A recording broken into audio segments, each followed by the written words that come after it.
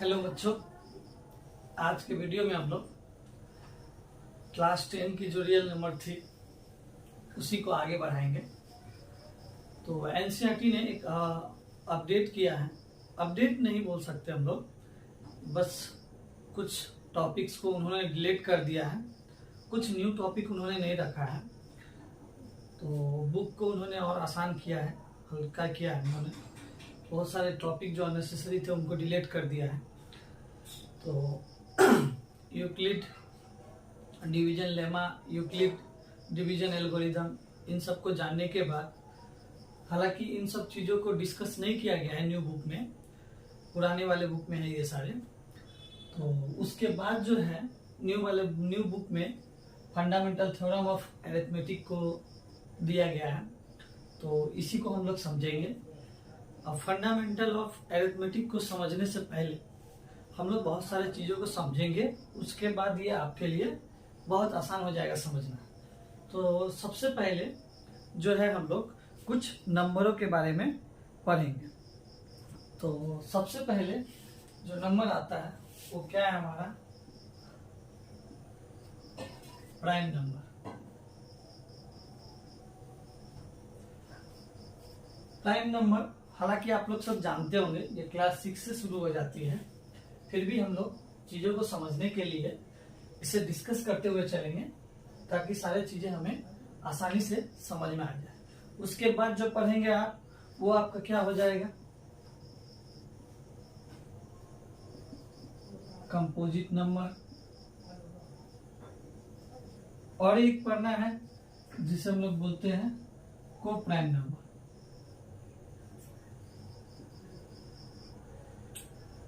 इन तीनों को हम लोग डिस्कस करेंगे, उसके बाद आगे बढ़ेंगे। तो देखिए, प्राइम नंबर आप लोग जानते हैं। फॉर एग्जांपल के लिए दो नंबर लिखते हैं, ये रहा एक 2 और ये रहा एक 5।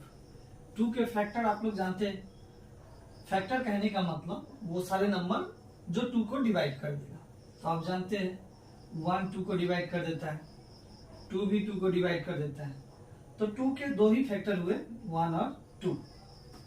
इसी तरह से 5 के फैक्टर को देखेंगे तो क्या क्या मिलेगा? 1 और 5। इसके भी दो फैक्टर मिल गए। तो यहां पे देखिए, ये 2 और 5 जो है ऐसे नंबर है जिनका एग्जैक्टली 2 ही फैक्टर है। 2 के सिवा दूसरा कोई फैक्टर नहीं है। और उसमें भी कंडीशन क्या है? पहला फैक्टर, फर्स्ट फैक्टर जो है 1 होना चाहिए, देखिए दोनों में है। और दूसरा फैक्टर जो है वो नंबर खुद है, देख लीजिए, ये 2 था तो 2 है, 5 है तो 5। तो ऐसे नंबरों को हम लोग प्राइम नंबर बोलते हैं जिसके एग्जैक्टली 2 फैक्टर होते हैं। पहला फैक्टर जो होता है 1 होता है और वो दूसरा फैक्टर वो नंबर खुद होते हैं। तो ऐसे नंबर को हम लोग क्या बोलते हैं? प्राइम नंबर बोलते हैं। आप कंपोजिट नंबर क्या बोलेंगे? तो आप इसमें ऐसे बोल सकते हैं, जिन नंबरों का फैक्टर जो है 2 से अधिक होंगे उनको हम लोग क्या बोलेंगे? Composite number. यानी मोर देन 2 होना चाहिए तो उनको हम लोग क्या बोलेंगे? कंपोजिट नंबर बोलेंगे। फॉर एग्जांपल मान लीजिए 4 ले लेते हैं, 6 ले लेते हैं, इन्हीं दो को लेकर करते हैं। देखिए 4 के फैक्टर को आप लोग देखिए, 1 के टेबल में 4 आएगा, 2 के टेबल में और 4 के टेबल में। यहाँ 6 को देखेंगे, ये 1 के टेबल में, 2 के टेबल में, 3 के टेबल में एंड 4 के टेबल में। तो देखिए इन दोनों नंबर का 2 से ज्यादा फैक्टर है, तो इस प्रकार के नंबर को हम लोग कंपोजिट नंबर बोलते हैं। अब को प्राइम नंबर किसे बोलेंगे? उसके लिए हम लोग एक एग्जांपल लेते हैं और उससे हम लोग समझने की कोशिश करते हैं। मान लीजिए एक नंबर लेते हैं, इसी नंबर को ले लेते हैं, 2 और 5 को लेके चलते हैं। इसका देखिए फैक्टर हम लोग लिख चुके थे और इसका भी फैक्टर हम लोग लिख चुके थे। अब देखिए 2 और 5 को, अब जब भी को प्राइम नंबर को हम लोग डिस्कस करेंगे तो पेयर में डिस्कस करना है आपको। अब इन दोनों को एक साथ लेकर डिस्कस करना है। देखिए इन दोनों में ग्रेटेस्ट कॉमन फैक्टर क्या है? तो देखिए यहां पर एक ही फैक्टर दोनों में कॉमन है और वो क्या है? हमारा 1 है। तो जब भी दो नंबरों के बीच में जो ग्रेटेस्ट कॉमन फैक्टर है 1 आता है, तो ऐसे नंबरों के पेयर को हम लोग क्या बोलते हैं, को प्राइम बोलते हैं। यहाँ पे क्या बोलेंगे, 2 and 5 आर को प्राइम ऑफ इच अदर, ये दोनों एक दूसरे के को प्राइम होते हैं। तो ऐसा जरूरी नहीं है जो सिर्फ प्राइम नंबर ही को प्राइम नंबर होते हैं। फॉर एग्जाम्पल, तो 9 का फैक्टर आप लोग जानते हैं क्या क्या होगा, 1 हो जाएगा, 3 होगा एंड 9 होगा, यही 3 फैक्टर होंगे। देखिए हम लोगों ने एक और पेयर लिया है जिसमें से 4 है और 9, ये दोनों कंपोजिट नंबर है, इस बात का आप लोग ध्यान दीजिएगा। तो देखिए इन दोनों नंबरों के बीच में भी अगर जीसीएफ का बात करेंगे, ग्रेटेस्ट कॉमन फैक्टर, तो देखिए इन दोनों के बीच में भी जीसीएफ इनका कितना है, 1 है। तो ये जो पेयर है कंपोजिट होते हुए भी, कंपोजिट नंबर होते हुए भी ये दोनों क्या है, को प्राइम है ईच अदर। समझ में आए? तो आप लोग इस बात का ध्यान देंगे, जो दो प्राइम नंबर जो होते हैं उनका जीसीएफ अगर 1 आ जाए तो वो को प्राइम कहलाएगा। और को प्राइम होने के लिए ऐसा जरूरी नहीं है कि वो प्राइम नंबर ही हो, वो कंपोजिट नंबर भी हो सकते हैं। आप देखिए यहाँ पे हम लोग एक एग्जांपल लिए जिसमें 9 and 4 था, इनका फैक्टर निकाले तो इनका भी जीसीएफ कितना है, 1 है। तो ये नंबर भी एक दूसरे के क्या है, को प्राइम है। तो मुझे उम्मीद है कि आप लोग इसे समझ गए होंगे। आइए हम लोग कुछ और चीजों को समझते हैं ताकि हमें फंडामेंटल थ्योरम ऑफ अरिथमेटिक अच्छे से समझ में आए। चलिए नेक्स्ट,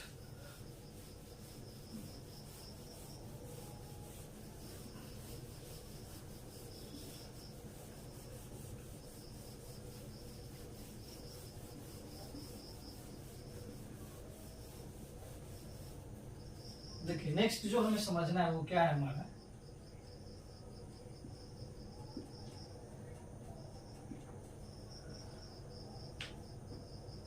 फैक्टराइजेशन समझना है और उसके बाद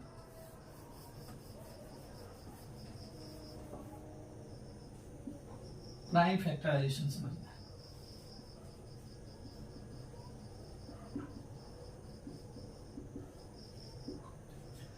फैक्टराइजेशन आप लोग जानते हैं, मान लीजिए कोई नंबर लिखा हुआ है 4, इसे हम लोगों ने क्या कर दिया, 4 into 1 लिख लिया, 2 into 2 लिख सकते हैं। तो ये क्या कर रहे हैं हम लोग, उसके जो फैक्टर है उसके प्रोडक्ट के टर्म में लिख रहे हैं। इसी प्रोसेस को हम लोग क्या बोलते हैं, फैक्टराइजेशन बोलते हैं। अब फैक्टराइजेशन समझ गए हैं तो अब हम लोग जो है प्राइम फैक्टराइजेशन को समझेंगे। प्राइम फैक्टराइजेशन क्या होता है, यहाँ पे एक नंबर ले लेते हैं, प्राइम फैक्टराइजेशन समझने के लिए एक एग्जांपल ले लेते हैं। फॉर एग्जांपल 30 लेते हैं। देखिए यहाँ पे समझेंगे, 30 को हम लोग एक अलग तरीका से, 3 तरीका से हम लोग फैक्टराइजेशन करेंगे।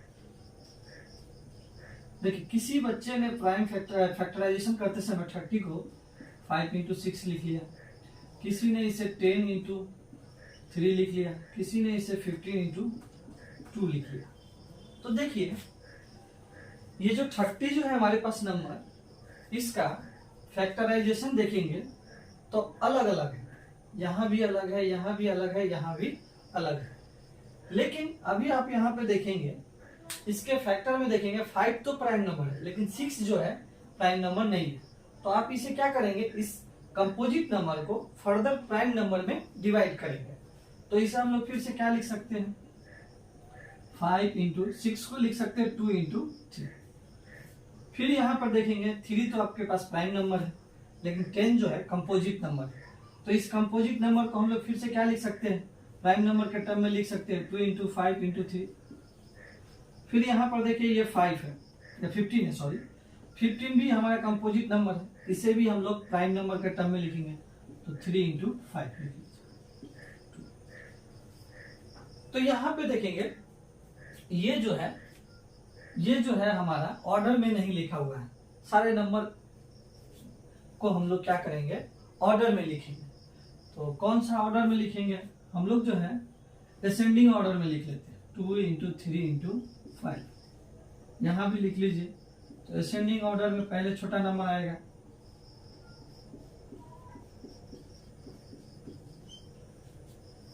तो देखिए यहां से हमें क्या पता चला, ये जो 30 जो नंबर था इसका जो फैक्टराइजेशन है ये अलग अलग हो सकता है, लेकिन इसका जो, अब ये देखिए इसमें तीनों प्राइम नंबर है, सारे प्राइम नंबर है, तो अब ये 30 का फैक्टराइजेशन हो चुका है।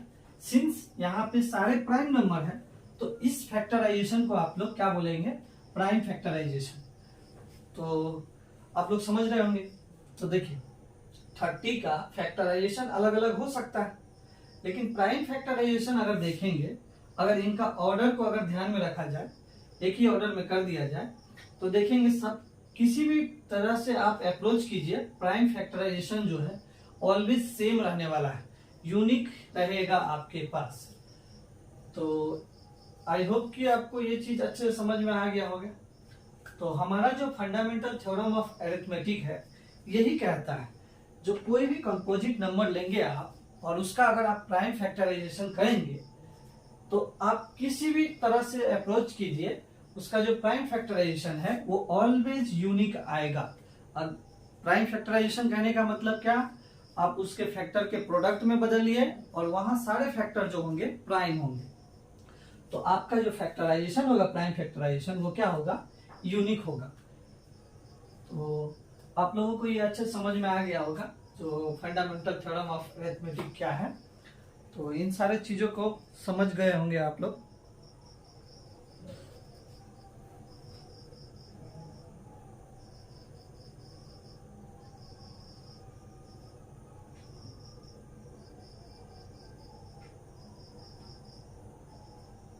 चलिए, इसे समझने के बाद जो है हम लोग अब एक क्वेश्चन को डिस्कस करेंगे। डिस्कस करना है हमें।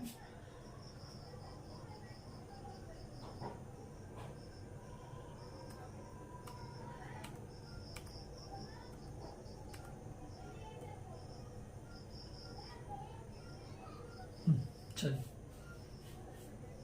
तो आप लोगों को ये अच्छे से समझ में आ गया होगा फंडामेंटल थ्योरम ऑफ अरिथमेटिक क्या है। कुछ नहीं, आसान शब्दों में ये समझिए, हम लोग कंपोजिट नंबर का जब प्राइम फैक्टराइजेशन करेंगे तो हमेशा हमें सेम ही फैक्टराइजेशन, प्राइम फैक्टराइजेशन हमेशा सेम आने वाला है। बस उसके ऑर्डर को आप अगर से ध्यान में रखेंगे तो आपका जो फैक्टराइजेशन है वो हमेशा सेम आने वाला है। देखिए ये तीनों में इसके ऑर्डर को अगर हम लोगों ने सेम सही असेंडिंग ऑर्डर में लिख लिया, किसी एक ही ऑर्डर में लिखेंगे तो आपको ऑलवेज ये सेम मिलेगा। अब इस चीज को समझने के बाद जो है हम लोग अगले topic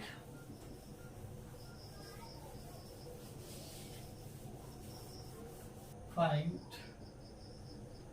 HCF, that means common, highest common factor and LCM, least common multiple। देखिए हमारा नंबर है 6 है, उसके बाद है 72 और देन है 120। पहले आपको इनका फैक्टराइजेशन करना है। तो देखिए फैक्टराइजेशन आप लोग जानते हैं करना। 6 को सबसे पहले छोटे नंबर को लेते हैं। देखिए 2 के टेबल में 3 टाइम्स में आता है। यहाँ देखिए 72 को जब आप 2 से डिवाइड करेंगे 3 6, फिर 2 से करेंगे तो ये कितना हो जाएगा 18, अब 2 से करेंगे तो 9, 3 3 जा 9। यहाँ करेंगे 120, 2 के टेबल में 60 टाइम में, 13 टाइम में, 15 टाइम में, 3 के टेबल में 5 टाइम में। तो देखिए यहाँ पे हम लोग 6 को क्या लिख सकते हैं, 2 इंटू 3, यही है इसका फैक्टराइजेशन। 72 का फैक्टराइजेशन देखिए क्या क्या है, 2 into 2 into 2, 3 into 3, and then next number क्या है 120। इसका फैक्टराइजेशन देखिए 2 into 2 into 2 and then 3 into 5। अब देखिए HCF का डेफिनेशन से समझ में आता है, कॉमन फैक्टर ढूंढना है आपके इनको बीच में। तो देखिए इसमें क्या क्या कॉमन है, तो यहां से देखेंगे। देखिए एक 2 जो है यहाँ भी है, यहाँ भी है, यहाँ भी है, मतलब ये 2 जो है तीनों में प्रेजेंट है, तो एक 2 तो हमें मिल गया जो तीनों में प्रेजेंट है। उसके बाद देखिए 3 को देखिए, 3 को देखेंगे, यहाँ भी प्रेजेंट है, यहाँ भी प्रेजेंट है और यहाँ भी प्रेजेंट है, तो यहाँ भी प्रेजेंट है 3, तो इनका एचसीएफ कितना हो जाएगा 6 हो जाएगा। एचसीएफ तो बहुत आसान है। अब एलसीएम निकालते समय 2 और 3 सब में कॉमन है, तो यहाँ से एक 2 और एक 2 3 यहाँ पे हर जगह लिखेंगे एलसीएम। 2 इंटू 3 कॉमन है, तीनों में लिखिए एक बार। अब देखिए इस दोनों में 2 इंटू 2 कॉमन है, यहाँ भी 2 इंटू 2 कॉमन है, तो इसे 2 बार नहीं लिखेंगे, एक बार हम लोग यहाँ पे 2 इंटू 2 लिख लेंगे। यहाँ से ये भी हो गया। अब देखिए इसमें 3 बच गया और इसमें 5 बच गया, तो इसे हम लोग एज इट इज लिखेंगे 3 इंटू 5। तो देखिए ये हमारा कितना हो जाएगा, 2 3 जा 6, 6 5 जा 30, ये 90, 180 और ये 360। तो हमारा यहाँ पे एलसीएम कितना हो गया 360 हो गया। तो ये आप लोग अच्छे से जानते हैं किस तरीके से निकालते हैं एलसीएम और एचसीएफ, तो मुझे उम्मीद है, और ये फैक्टराइजेशन मेथड से हम लोगों ने निकाला है, तो मुझे उम्मीद है आप लोग समझ गए होंगे और इस तरह के प्रश्न को आप लोग आसानी से सॉल्व कर लेंगे।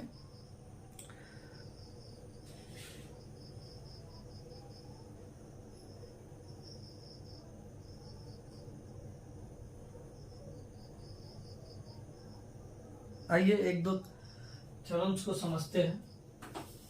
देखिए बुक में आपको डेफिनेशन मिल जाएंगे, मेरा कोशिश यहाँ ये रहता है कि आप लोगों को उन सारे चीजों को समझा सकूं, आप लोगों के लिए इजी बना सकूं। तो चलिए अगले थ्योरम के बाद समझने की कोशिश करते हैं।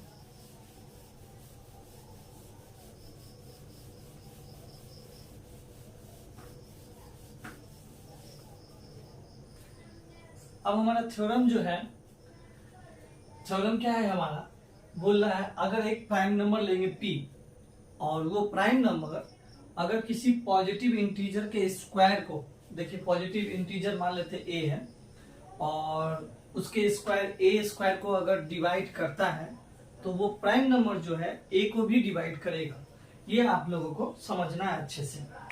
देखिए इसे समझने के लिए ना 2-3 चीजों को हम लोग समझते हैं। डिवाइड करता है ये हम लोग कैसे आसान तरीके से समझ जाएंगे। देख लीजिए 14 जो है इसके फैक्टराइजेशन में 2 इंटू 7, तो यहाँ पे देखिए आपसे पूछेगा क्या 2 जो है 14 को डिवाइड करता है कि नहीं करता है, तो यहाँ हम लोग फैक्टर के टर्म में समझते हैं ताकि ये समझने में आपको आसान हो। देखिए 14 को 2 डिवाइड करता है कि नहीं करता है, इसे देखने के लिए इसके फैक्टराइजेशन में अगर एटलीस्ट 1 2 तो जरूर होना चाहिए आपके पास। एक भी 2 मिल गया तो आप क्या बोलेंगे, ये जो 2 है ये 14 को डिवाइड करेगा। जैसे मान लीजिए कुछ और एग्जांपल ले लेते हैं, 3 इंटू 7। देखिए बोलेगा आपको क्या 2 जो है 21 को डिवाइड करता है, तो यहाँ देखिए आप इसका फैक्टराइजेशन, उसमें 3 है और 7 है, 2 तो नहीं है, तो आप क्या बोलेंगे 2 जो है 21 को डिवाइड नहीं करेगा। लेकिन अगर आपसे पूछता क्या 3 21 को डिवाइड करेगा, तो हाँ इसके फैक्टराइजेशन में एक 3 तो है, 3 को डिवाइड कर देगा, इसलिए 3 जो है 21 को भी डिवाइड कर देगा। इसी चीज को हम लोगों को यहाँ पे यूज करना है। देखिए एक पॉजिटिव इंटीजर आपके पास a था, तो आप जानते हैं कोई भी पॉजिटिव इंटीजर है तो इसका अपना फैक्टराइजेशन होगा। जैसे हम लोग 21 लिखा था तो इसका फैक्टर होंगे, तो इसका फैक्टर हम लोगों ने मान लिया है क्या है p1 into p2 dot dot pn। कितने हैं हमें पता नहीं है, इसलिए हम लोगों ने इस तरीके से मान लिया। अब क्या कीजिए, यहाँ पे आपको पहला कंडीशन में p और a स्क्वायर के बीच में रिलेशन दिया है, तो a के साथ तो हमारा अभी कुछ रिलेशन नहीं निकलेगा, तो आप क्या कीजिए a स्क्वायर कीजिए। स्क्वायर करते हैं तो देखिए ये जो सारे फैक्टर है ये क्या हो जाएंगे, डबल हो जाएंगे मल्टीप्लाई में। तो यहाँ पे देखिए a स्क्वायर का हमारा वैल्यू क्या हो जाएगा, ये सारे नंबर हो जाएंगे। अब आपको बोला है, क्या बोला है, p जो है a स्क्वायर को डिवाइड करता है, p जो है a स्क्वायर को डिवाइड करता है और इसका फैक्टराइजेशन है p1 p2 dot dot pn, सबके ऊपर स्क्वायर है। तो कहने का मतलब p ए स्क्वायर को कब डिवाइड करेगा, जब P1 P2 Pn किसी एक जो है, कोई एक जो है आपका P होगा, तभी जो है P जो है ए स्क्वायर को डिवाइड करेगा। अगर इसमें P नहीं होगा तो P तो ए स्क्वायर को डिवाइड नहीं करेगा। जैसे यहाँ देखिए, इसमें 2 नहीं है तो 2 तो 21 को भी डिवाइड नहीं करेगा। इसी तरीका से अगर इसमें अगर आपके पास कहीं पे P नहीं होगा तो वो P तो ए स्क्वायर को डिवाइड नहीं करेगा, लेकिन आपके कंडीशन में दिया है P ए स्क्वायर को डिवाइड करता है। तो कहने का मतलब P1 P2 Pn में से कोई एक तो P होगा जरूर। तो देखिए यहीं पे हम लोगों ने ये किया है, जो P जो है इन तीनों में से कोई एक जरूर होगा, तभी ये कंडीशन सेटिस्फाई होगा जो कि दिया हुआ है, कोई हमें गिवन है। अब देखिए यहां से समझिए, ए स्क्वायर तो पता चल गया। अब देखिए ए देख लीजिए, ए यहाँ पे देखेंगे तो ए जो है आपका P1 P2 Pn है, और अभी हम लोग देखें इस तीनों में से कोई एक तो P है। कहने का मतलब इसमें से कोई एक जरूर P होगा। इसे हम लोग यहाँ लिखते हैं। मान लीजिए पता नहीं है, कोई एक यहाँ पे P है, इनमें से कोई एक P तो जरूर होगा। तो यहां से हम लोगों ने निकाला। अब इसमें अगर P है तो कहने का मतलब इसे P डिवाइड करेगा, इसे P डिवाइड करेगा। अब P इसे डिवाइड करेगा तो यही तो A है, तो कहने का मतलब P जो है A को भी डिवाइड करेगा।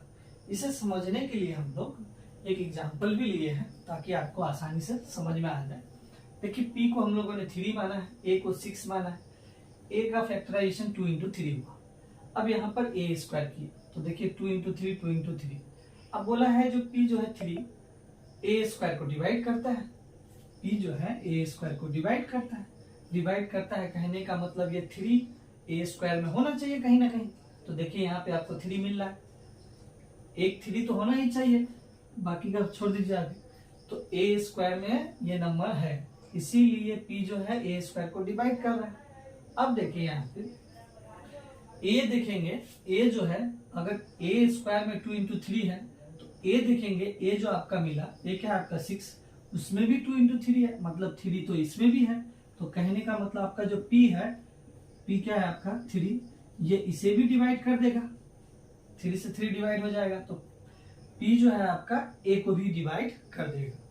तो मुझे उम्मीद है इस थ्योरम को आप लोग अच्छे से समझ गए होंगे। इसे अच्छे से सोचेंगे तो आप लोगों को समझ में आ जाएगा। करना क्या है आपको, देखिए पहले P और A स्क्वायर के बीच में आपको रिलेशन निकालना है। पहले समझना है डिवाइड कैसे होता है। देखिए 21 है और आपसे पूछा क्या 2 21 को डिवाइड करेगा, तो आप क्या देखेंगे, इसके फैक्टराइजेशन में कहीं 2 है कि नहीं। अगर 2 होता तो आप बोलते हैं हाँ 2 जो है 21 को डिवाइड करेगा। अगर 2 नहीं है तो आप बोलेंगे 21 को डिवाइड नहीं करेगा। तो यहाँ पे देखिए, इस चीज को समझने के बाद यहाँ आए, हम क्या किए, यहाँ A स्क्वायर है तो A स्क्वायर पहले हमें बनाना पड़ेगा। तो हम लोगों ने क्या किया, और बोला है A जो है पॉजिटिव इंटीजर है, तो हम लोगों ने A लिख लिया, और A को हम लोग मान लिए उसका फैक्टर तो होंगे ही, तो फैक्टर के टर्म में मान लिया हम लोग P1 P2 Pn। कितने फैक्टर हमें पता नहीं है, इसीलिए इतने को हम लोग मान लिया, हाईलाइट कर लिया। अब आपको A स्क्वायर बनाना है तो यहाँ भी स्क्वायर करना पड़ेगा, तो इधर भी स्क्वायर करना पड़ेगा। अब जानते हैं ये डबल्स हो जाएंगे स्क्वायर करने से, तो देखिए ये हो गए। अब आपको बोला है P A स्क्वायर को डिवाइड करता है, P जो है A स्क्वायर को डिवाइड करता है, पहला कंडीशन। तो कहने का मतलब A स्क्वायर का जो फैक्टराइजेशन है ना, इसमें किसी एक जगह में P होगा ही होगा, तभी P जो है A स्क्वायर को डिवाइड करेगा। तो यहां से हमें क्या पता चल गया, A स्क्वायर में कहीं ना कहीं पे एक P जरूर होगा। A स्क्वायर में P होगा तो A में भी P होगा, क्योंकि A स्क्वायर A को 2 टाइम्स मल्टीप्लाई किया तभी आया, तो इसमें भी कहीं ना कहीं P होगा। अब इसमें भी अगर कहीं P होगा तो P जो है A को भी डिवाइड करेगा। तो मुझे उम्मीद है आप लोग अब इसमें डाउट नहीं रखेंगे, अच्छे से समझ जाएंगे। इसे नोट कर लीजिए आप लोग।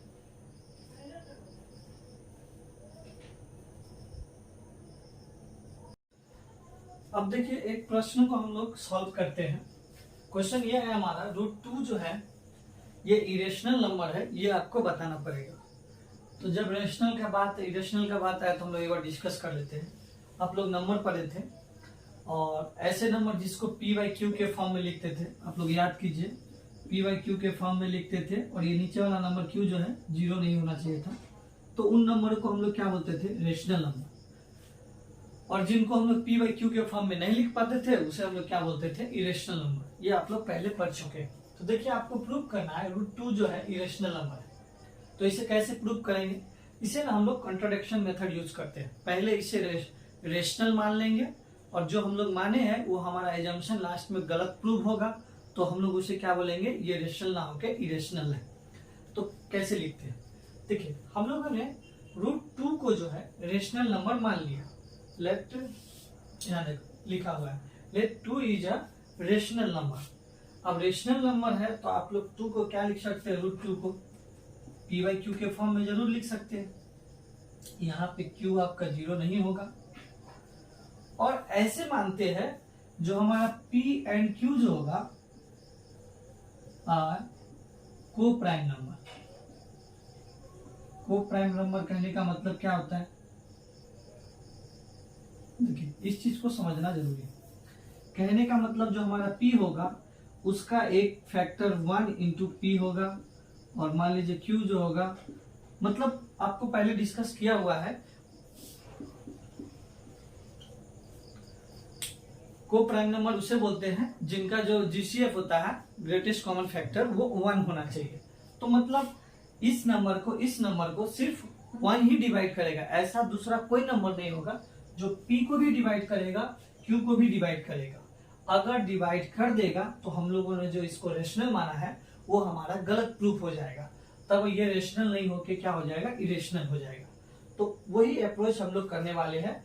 यहाँ पे एक प्रोडक्ट आ जाएगा जो p को भी डिवाइड कर देगा 1 को छोड़ के, मतलब 1 डिवाइड करे तो कोई दिक्कत नहीं है, लेकिन 1 को छोड़ के अगर कोई भी नंबर इन p और q दोनों को डिवाइड कर दे तो हमारा 2 जो है √2 ये रेशनल नहीं रह जाएगा, रेशनल नहीं रहेगा, तो ये हमारा क्या हो जाएगा, इरेशनल हो जाएगा। तो हम लोगों ने इसीलिए p और q को जो है को प्राइम नंबर मान के चला है। अब देखिए यहाँ पे इसे हम लोग ऐसे लिख सकते हैं, p को हम लोग लिख सकते हैं √2 इंटू क्यू, दोनों तरफ स्क्वायरिंग कीजिए, 2 इंटू क्यू मिल जाएगा क्यू स्क्वायर। अब देखिए यहाँ पे देखिए मान लीजिए 13 को हम लोग 2 इंटू 7 लिखे, तो यहाँ पे आप लोग जानते हैं इसके 14 के फैक्टराइजेशन में 2 प्रेजेंट है, तो आपसे पूछेगा क्या 2 14 को डिवाइड करता है, यस 2 जो है 14 को डिवाइड करता है। मान लीजिए कोई नंबर है a और यहाँ पर लिखा है 2 इंटू सी लिखा है, ऐसे समझाने के लिए आपको लिख दिया। तो देखिए a के फैक्टराइजेशन में 2 प्रेजेंट है, तो 2 जो है a को डिवाइड करेगा। मान लीजिए ऐसे लिखा है a क्यूब और यहाँ पे लिखा है 2 इंटू समथिंग कुछ भी नंबर, मान लीजिए सी ही मान के चलते हैं। तो क्या पूछेगा आपसे, क्या 2 जो है ए क्यू को डिवाइड करता है, यस डिवाइड करता है, क्योंकि ए के फैक्टराइजेशन में 2 प्रेजेंट है। तो यहाँ पे देखिए पी स्क्वायर के फैक्टराइजेशन में 2 प्रेजेंट है, तो यहाँ से क्या लिखेंगे, 2 डिवाइड्स पी स्क्वायर। और अभी हम लोग देखे थे अगर कोई prime number P A square को डिवाइड करता है तो वो प्राइम नंबर जो है ए को भी डिवाइड करेगा। तो यहाँ देखिए 2 अगर पी स्क्वायर को डिवाइड करता है, 2 जो है पी को भी डिवाइड करेगा। पिछले थ्योरम जो हम लोगों ने डिस्कस किया था उससे। अब देखिए अगर आपसे पूछेगा, बोलेगा कि ए एक नंबर है जो जिसको 2 डिवाइड करता है, तो आप उसे लिखेंगे कैसे, लिखने का तरीका क्या है, ए को आप लोग 2 इंटू समथिंग लिख दीजिए, क्योंकि ए अननोन नंबर है, हम लोग नहीं जानते हैं। जैसे बोलेगा 14 को 2 डिवाइड करता है, तो 14 को हम लोग क्या लिखते हैं, 2 इंटू 7 लिखते हैं। 14 नॉन नंबर है जानते हैं, इसीलिए यहाँ पे 7 हम लोग लिख दिए। लेकिन आपसे जो बोला ए जो है ये तो अननोन नंबर है, आप जानते नहीं है ए का वैल्यू कितना है, इसीलिए इसे 2 इंटू समथिंग यहाँ पे हम लोग लिख सकते हैं। तो अब देखिए 2 जो है p को डिवाइड कर रहा है, तो आप p को लिख सकते हैं 2 इंटू समथिंग, मान लीजिए उसे हम लोग c मान लिए। अब देखिए आगे बढ़ते हैं। यहां से फिर से इन दोनों को स्क्वायर कर दीजिए, तो यहां से क्या मिल जाएगा, P square is equal to 4c²। इसका स्क्वायरिंग करेंगे बोथ साइड, तो ये 4c² हो जाएगा। अब देखिए आपके पास p² का वैल्यू क्या है, यहां से देखिए p² का वैल्यू क्या है 2q², तो p² को 2q² से रिप्लेस कर दीजिए। देखिए ये 2 1 जा 2, 2 2 जा 4, तो q² इज इक्वल टू क्या मिल गया 2 इंटू c²। देखिए q² का जो फैक्टराइजेशन है इसमें भी 2 प्रेजेंट है, तो आप क्या बोलेंगे 2 डिवाइड्स q²। अब 2 यहाँ वाला ये वाला थ्योरम देखिए, ये प्राइम है, q² को डिवाइड कर रहा है, तो 2 जो है q को भी डिवाइड करेगा।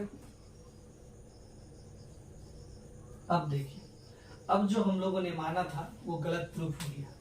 हम लोगों ने √2 को p/q माना था, और p और q कैसे नंबर थे, को प्राइम नंबर थे।